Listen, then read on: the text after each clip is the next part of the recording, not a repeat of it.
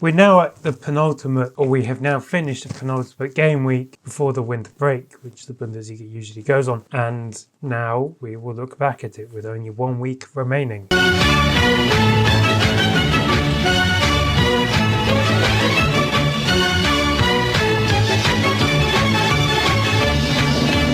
So we had 2 surprise results this weekend, and the first one was on Friday, when Union Berlin beat Leipzig 3-1. Surprising considering how Leipzig are second in the table, but if you look at the way Union have played, especially in Berlin in recent weeks, maybe it's not so surprising either. It was a bit of a quiet first half. Leipzig were on top and forced several saves from Friedrich Runo, but then the game livened up in the second half. Union took the lead through Oliver Burke. Then Tadami Gomez scored to level it for Leipzig. Then Elise Anser scored very soon after to make it 2-1. And then right at the end of the game, Tim Skarke made it 3-1, actually scoring his first Bundesliga goal. And so it was obviously a surprising result, especially because of how strong Leipzig have been. But actually in recent games, Leipzig have had uneven form. So in the past 5 games, they've lost to Hoffenheim, beat Bremen, drew with Gladbach, beat Frankfurt, and now have lost to Union Berlin.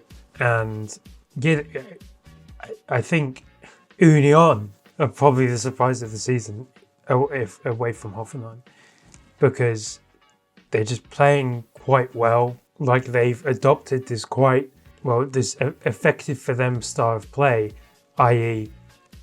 they're basically footballing terrorists, but it works. I mean, they've beaten Leipzig, they nearly beat Bayern in the Pokal, they drew with Bayern in the league, they beat Frankfurt, they did lose to Dortmund, but they beat Stuttgart too. So Stefan Baumgart has actually been able to create this coherent style of play, which is effective.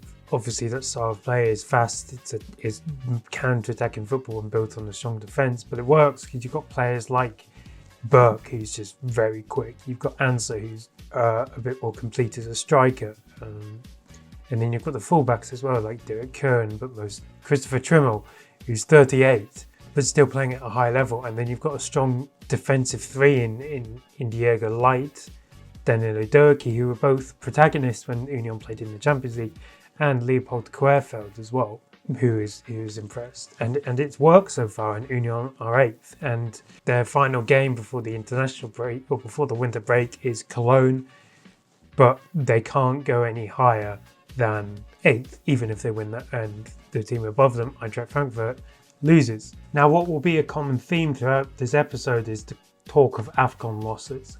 Leipzig are not the most affected team in the league, but they will lose Jan Diomande, who's going to the AFCON with Ivory Coast, along with actually Basimana Toure of Hoffenheim. But he will be a big loss, because he's been one of Leipzig's star players in recent weeks.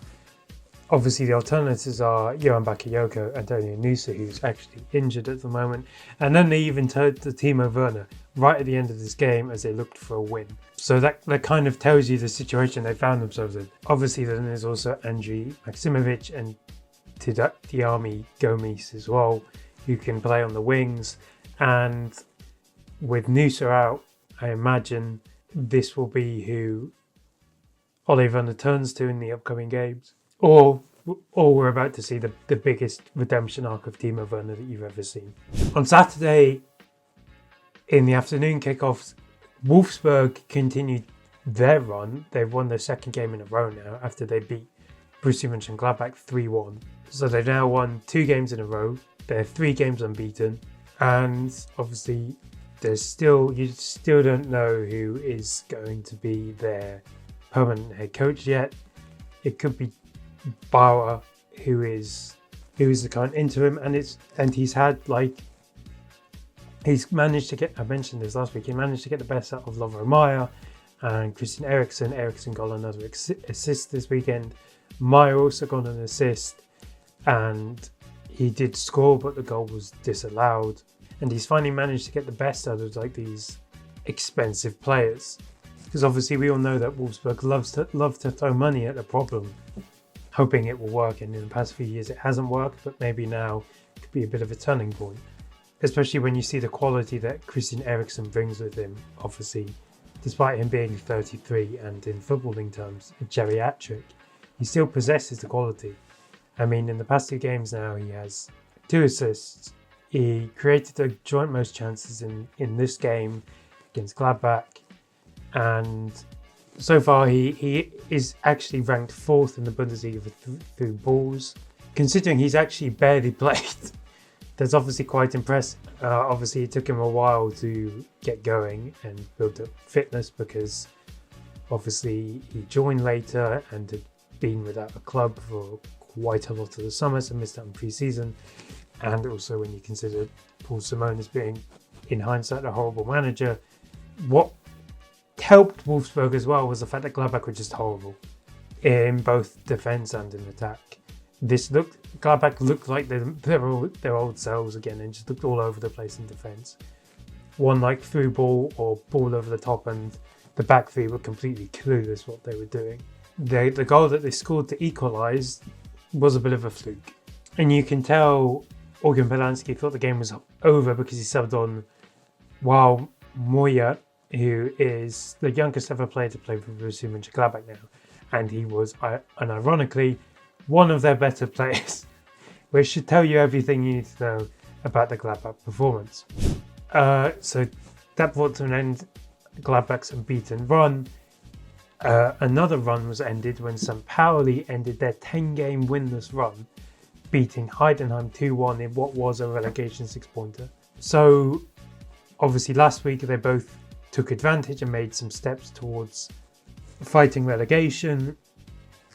This win meant St. Pauli leapfrogged Heidenheim, but they're both on 11 points. Kars, who hadn't scored for St. Pauli until the game against Borussia Mönchengladbach in the Pokal, he now has 3 goals in 3 games, as well as an assist, which shows you the confidence does you a world of good.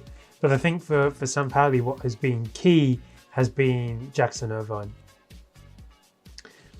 Obviously, there's been a lot of talk about Irvine because of what he does off the pitch and his support for Palestine. And obviously, he'd been injured up until like November. And as he's begun to build on his fitness, St. Pauli's performances have also improved. So it's no coincidence that in the 3 games that he's played 90 minutes in, St. Pauli are unbeaten in those 3. But he adds like this new dynamic to the midfield. Obviously, the midfield beforehand was relatively unexperienced at this level in James Sands and Joel Fujita. But the introduction of Irvine has really made a difference. He's added experience as well as leadership because he's a captain, and that has allowed the others to thrive. I mean, Fujita has shown that he's got great ball playing ability, and he was able to show that here when he assisted both of Kars' goals. James Sands is more of like a defensive midfielder and destroyer in a way, and so Irvine kind of balances them out and allows them to thrive in their own position or own like expertise in midfield. And like St. Pauli can continue this run just before the winter break when they play Mainz, who are obviously dead last. However, the results of this weekend, which we'll get into, showed that, Mainz are not as much of a pushover as they were under Bo Henriksen. Well, Heidenheim could probably take inspiration from Mainz because they play Bayern Munich next. Then Frankfurt beat Augsburg 1-0. Frankfurt learned from their defensive collapse last weekend against Leipzig. They did concede 2 disallowed goals from corners, one right at the beginning of the game and one right at the end, showing it could have been a completely different story. They were able to limit Augsburg's chance creation, their shot taking, and so it was a lot better defensive performance. However, the caveat for this is it was Augsburg. It's not exactly a difficult game. Can Uzun did make his return from injury in the second half, and he had like a decent cameo. Well, it's quite obvious that in attack they are missing Jonathan Burkhardt.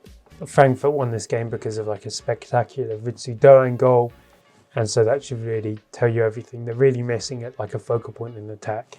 And I doubt that Eddie Owahi is going to make that change to help Frankfurt. So they, as well as needing defensive-minded players, they probably also need to strike it in the winter. Then the final Saturday afternoon game, Hoffenheim beat Hamburg 4-1. Hoffenheim continue to play well. They are level on points now with Leverkusen when it comes to in the running for the Champions League spot. Yeah, there's not really a lot more to say about this because it's the same stuff every weekend for Hoffenheim. Then to round out Saturday, we had a kind of a derby, Leverkusen versus Cologne. Leverkusen won this 2-0 thanks to a scorpion kick from Martin Terrier and a header from Robert Andrich. It was a very defensive game, this, as you would kind of, well, cagey should we say, as you would expect from a derby. Schwaber made some good saves to keep Leverkusen out and keep Cologne in the game, but it wasn't enough. So this means like Cologne have only won one of their last 8 games, and that was against Hamburg when they basically collapsed in the latter stage of the half because they went down to 10 men. And so their slide kind of continues. But again, like as much as like some people may say I'm quite critical of Cologne, they're a newly promoted side and they're currently 10th. You know, even if they drop down into the bottom half, well, they're technically in the bottom half of the table, but they drop further down into the bottom half of the table after or just before the winter break, it's still a success because they're not fighting relegation. And with how they performed in the season so far, like it's very unlikely that they're going to get relegated anyway. But who we need to talk about is Alex Garcia. I think it's quite comfortable to say that he is one of the best midfielders in the league. Like he's up there with Kimmich, Pavlovic. He's up there with them. And like you look at the stats, it backs it up. Like he has impeccable ball playing ability. His dead ball is great. I mean, he leads. He has become the Xhaka. Obviously, when he joined, he was meant to be the Xhaka replacement, but for some reason, Xabi Alonso didn't play him there. But since Xhaka has left, Garcia has slotted into that role and filled in for him. I mean, he has the most touches in the league and the second most touches in the top 5 leagues in Europe, behind only Vitinha of PSG. I mean, then he's also second in the top 5 leagues for passes into the final third. He's first in the league, behind Vitinha again. He ranks highly in progressive passes in the Bundesliga, expected assists, goal creating actions, shot creating actions, progressive carry distances. He's become like a completely different player this season and a completely better player as well. And I feel he doesn't get enough praise for what he is or how he's performed so far this season. And the burden on him will increase with the likes of Ibrahim Maza, Christian Kafana, Edmund Tapsoba all going on to AFCON. Elias Ben Sakir as well, but he hasn't been as much as a fixture this season. And so Leverkusen are the most affected team from AFCON. They're losing several key players, but they have good enough replacements to play instead, like Belosian. They can play Andrich in midfield. The only question will be striker because Kafana leaves, Schick's out injured, so you're going to have to find someone else to play there for the time being. And you could play Alejo Sarko, but he's made 2 appearances off the bench for Leverkusen so far, so he's still massively not proven at this level. And so it may be like you play Melik Thielmann or Jonas Hoffmann or Ernest Poku or the returning Nathan Teller as like a bit of a striker. On Sunday, Freiburg and Borussia Dortmund drew 1-1. Dortmund took the lead through Rami Benzabaini, then Lucas Hurler scored a scissor kick to equalise. And again, like real question marks about Kovac ball now. Dortmund were wasteful in front of goal. They weren't creating enough either. And then it doesn't help the fact that your goalkeeper just forgets that he can play football and plays a suicide ball to one of your midfielders, and that ends up getting them sent off. And there are a couple other iffy decisions from the Swiss keeper, and that allowed Freiburg to really pile on the pressure here, and they thought they'd taken the lead or won the game when Igor Matanovic scored, but the goal would be ruled out for offside, and it was a real lifesaver for Dortmund. Especially because when they were chasing the game, and you're thinking, okay, this is Dortmund here. They should be going for the win. They're slowing the game down and going, you know what? Even if we have 10 men, a draw's good enough. Because obviously hindsight's a wonderful thing, and the Bayern result means that Dortmund should have really won this. That means twice this season, Dortmund have failed to capitalise or at least make an effort, and Dortmund and Bayern have dropped points, but no one's been there to capitalise on it. And it's really typical of the Bundesliga this season that obviously the laws of the Bundesliga states if Dortmund and the chasing back drop points, so will Bayern, instead of extending the gap. But yeah, again, question marks about Kovac. Like, what's the point of the season? You're not going to win the Champions League. You're not going to win the league, and you're out of the Pokal. So playing this type of football isn't really getting you anywhere, apart from top 4 in the Champions League, which is very Dortmund that they're just happy with this. But Dortmund are just not going anywhere. They're just stagnant. They're not going forwards. They're not going backwards. They're just staying in the exact same position they were in plenty of times before, and have made no real effort to actually make a challenge for anything. There's a real argument you can make that with the way Dortmund have gone, Nico Schlotterbeck could have just stayed at Freiburg, and there would have been no his trajectory would have been the exact same. He would still play for Germany. Granted, he wouldn't have made the Champions League final, which Dortmund lost, and he wouldn't have lost the title on the final day of the season. But that's it. Apart from that, Dortmund haven't really achieved a lot, especially over the past 2 seasons. And with Schlotterbeck's contract being such a big talking point, the more stuff like this happens, and see his comments after the Bodo Glimt game too, with more and more stuff like this happening, the chances of Schlotterbeck staying is just going down and down and down. And it gets to a point with Dortmund where you think, okay, you're going to lose one of your best players, potentially to Bayern, and you're just kind of happy playing like this and going, you know what, it is what it is. Or at least we made a profit on it. Instead of thinking, okay, we're losing someone who could be the future of the club, is transformative, and he's still in the early stages of his career, relative as a centre-back. And we're just going to let him go because we can't offer the simplest thing, which is competitiveness. And it just continues to show the problems at hand in Dortmund. The fact that they're just happily allowing this to drag on. They're also being stingy when it comes to paying him what he wants. When they play Niklas Süle the most, paying Nico Schlotterbeck the most is justified because he's regularly available and he is by far one of your best players compared to Süle. And so it gets to the point where you think, okay, let's see Schadenfreude kick in, and let's just see.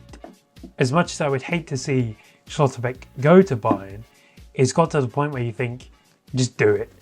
Dortmund deserve this because of how they're being run and everything, and makes them go, oh, okay, we can't compete anymore. But will they do anything about it? No, because obviously you have Watzke as CEO now, who's not going to make any changes and be like, we need to change the direction of this, especially when you've got buddy hiring too. But anyway, from Freiburg, Suzuki impressed me. He obviously took a while to warm up the engine when he joined from Brøndby, but he has impressed in recent weeks and did well against Dortmund. Then the second surprise result of the weekend was Bayern drawing 2-2 with Mainz. This was prime terrible. Urs Fischer's first Bundesliga game in charge. He had a plan and he executed it. Bayern took the lead and you thought, okay, here we go. It's the same thing's going to happen again, as it always does. But just before half-time, Mainz win a free kick and it's played in and headed in by Podolski on his debut for the club, and makes it 1-1. And then Mainz, again, pure terror. And they do the long ball from Stefan Bell, headed home by Jason Lee, who was equally as important to when Mainz beat Bayern at this point last season. And it was going okay, Mainz are going to win this. And then the classic thing happens where you go, of course, Bayern win a penalty that you think, okay, it makes sense because he grabs his shirt, but was Harry Kane going to get the ball in any way at all? No.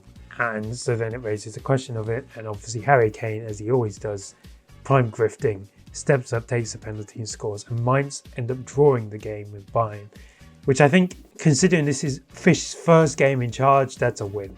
It's not a win, but you know what I mean. Like, you take away from this the fact that the situation they were in, and they go to the Allianz and put in like a strong defensive performance.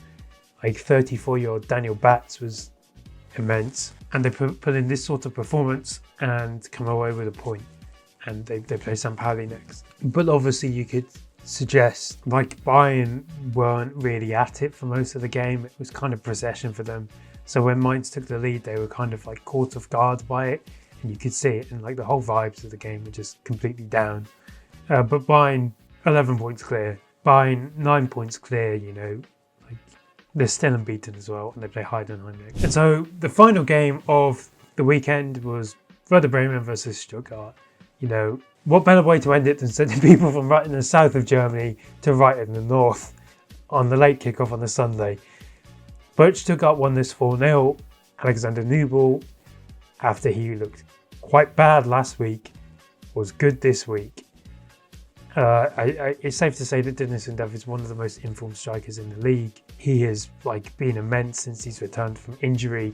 I'm pretty certain he has a goal contribution in every game, or a positive goals to game contribution since he returned from injury. Yeah, in 8 games he has 8 goals. In 10 games he has 8 goals. But take into account that he was injured, and he's been a real shining light for Stuttgart, especially when they've struggled in the striker position after letting Voltemade leave in the summer. Undav now is second top goal scorer, and Rio looks like back to his 23-24 best. Another player that is going to AFCON is Bilal El Khanous. He scored again. I think it's safe to say that he's one of the signings of the seasons, up there with Luis Diaz, Haris Tabakovic, Jonathan Burkhart potentially as well. He's up there as a signing of the season, and he goes to AFCON. And he will also be a miss for Stuttgart, especially who they play next. But, you know, they've done all right with Chris Furish is hitting form, Lieberling's hitting form. He scored a great goal in this game and assisted Undav's goal as well. And so Stuttgart, again, proved to be very inconsistent, but the positives are there. And they may not even miss El Khanous for so long because of the winter break. You know, Morocco, I doubt it, but they could potentially be out before the Bundesliga returns. And that the same can be said for a bunch of other players as well. You know, they could have a load of their players back, and this isn't that much of an issue. It's just one game to navigate. But yeah, so the table is, as I said, Bayern is still top, 8 points clear of RB Leipzig. I can't count. They're still 9 points clear of RB Leipzig. They're also 9 points clear of Borussia Dortmund, who drew level on points with Leipzig after Leipzig lost their game. Leverkusen are 4th on 26. Hoffenheim are 5th on 26. Stuttgart are 6th on 25. And 7th are Frankfurt on 24. And then at the bottom, Augsburg on 13 points in 15th. St. Pauli 16th on 11. Heidenheim also on 11. And then Mainz are on 7. And actually, to round out the year, it's a very strong round of fixtures. You have a fight at the bottom between Mainz and St. Pauli. Then you have teams at the top going against each other. Stuttgart versus Hoffenheim, RB Leipzig versus Bayer Leverkusen. And then you've got a bunch of games which could potentially be hiccups, like Borussia Dortmund against Borussia Mönchengladbach, especially considering how Dortmund play. And then you have Hamburg versus Frankfurt as well. And so they're real, it's a very strong game week to round out the year. Obviously, a load of woke nonsense. Because of how late the Bundesliga starts, there's no English Woche this side of the new year, and we're not even halfway through the season. There's still 4 game weeks left. There's still 3 game weeks left until we reach that. You know, and that's where I think it's a load of woke nonsense. The Bundesliga starts so late. You know, what happened to it starting at the beginning of August? You know, we need...